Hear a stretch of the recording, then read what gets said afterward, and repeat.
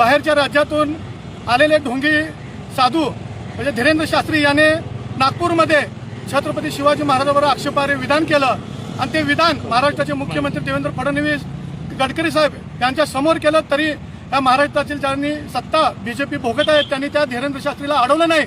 वास्तविक पाहता मुंबई हायकोर्टाचा निकाल आहे की छत्रपती शिवाजी महाराज आणि समर्थ रामदास यांची कधीच उभ्या आयुष्यात भेट झाली नाही। असे असताना महाराष्ट्राच्या जनतेला खोटा इतिहास मागे मारण्याचं काम काही राज्य शासनाच्या घूस लावलेले बाणगोय करत आहेत। त्याचा आम्ही संभाजी ब्रिगेडच्या वतीनं आज या ठिकाणी धीरेंद्र शास्त्री याच्या प्रतिमेला शेणाचा अभिषेक घालून त्याचा निषेध केलेला आहे। भविष्यामध्ये असे बाणगोय जर महाराष्ट्रात येऊन महाराष्ट्राची शांतता भंग करत असतील, आमच्या महापुरुषांचा अवमान करत असतील, त्यांना संभाजी ब्रिगेड भविष्यात तोंडावर शेण फेकून त्यांना वेळीच धडा शिकवला जाईल असं मी या संभाजी ब्रिगेड वतीनं जाहीर करतो। मीनल दास, संभाजी ब्रिगेड जिल्हाध्यक्ष।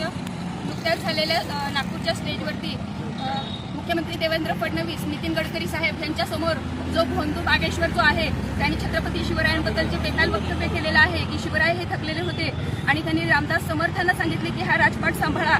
तर मला ह्या भोंदूला ह्या माध्यमातून सांगायचं आहे की गोरगरीब जनतेला चमत्कारांच्या जाळ्यात अडकवून स्वतःची लोकप्रियता वाढवणारा हा नालायक माणूस, त्याला अखंड हिंदुस्थानचे दैवत श्री छत्रपती शिवराय महाराजांचा इतिहास हा कदाचित माहिती नसेल। तलवारीच्या धारेवरती आणि गनिमी कावा रचून ज्यांनी संपूर्ण स्वराज्य निर्माण केलं, स्वराज्याचं रक्षण केलं, अशा छत्रपती शिवरायांचा अपमान होत असताना त्या स्टेजवर महाराष्ट्राचे प्रथम नागरिक म्हणून देवेंद्र फडणवीस साहेब, गडकरी साहेब हे उपस्थित होते, परंतु त्यांनी हा अपमान खपवून घेतला।